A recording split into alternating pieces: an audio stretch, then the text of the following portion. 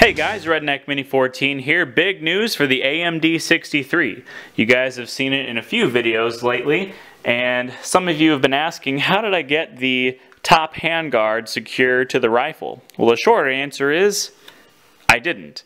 It's just sitting on here pretty much just for looks while I have it sitting in my room. But I did manage to get a new gas tube for it that does have the retainers for the top handguard. Now this is a Palmetto State Armory. It's meant for their PSAK 47, which I do have a build kit for, and I do plan on building one of those someday whenever I get enough money to actually get the other build kit. But this is the new gas tube. Now of course I am going to have to cut it down because, as you see,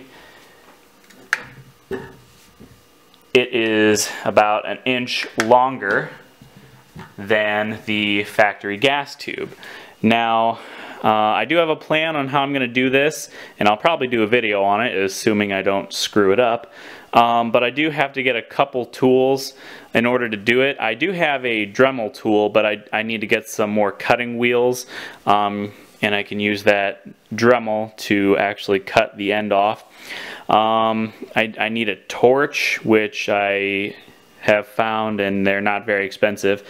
And then I also need something to flare out the end once it's cut. So it sounds like a fairly simple and straightforward process. And as soon as I have all those tools, I'll do a video on how to do it, because I don't think there's actually a video on how to do this on YouTube. It's just, you know, you look in the forums and you can find answers there. But I want to try to make a video on how to do it if I can.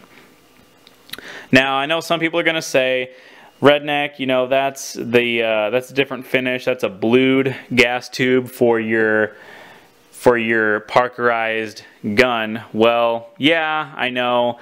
I thought about that, and I honestly really don't care, because it's just the gas tube. It's not that big of a deal. Plus, if I don't like it, I can always go back to the original gas tube and just not have a top handguard, which also is not really that big of a deal. I'm just doing this for looks. And the reason I got this gas tube is because this is about the cheapest new production gas tube you can get. This was $30.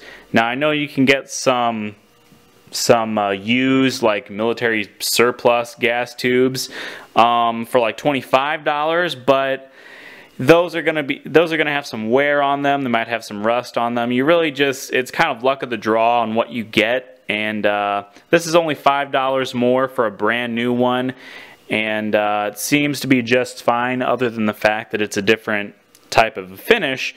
But again, that finish is not that big of a deal. It's just cosmetic, really.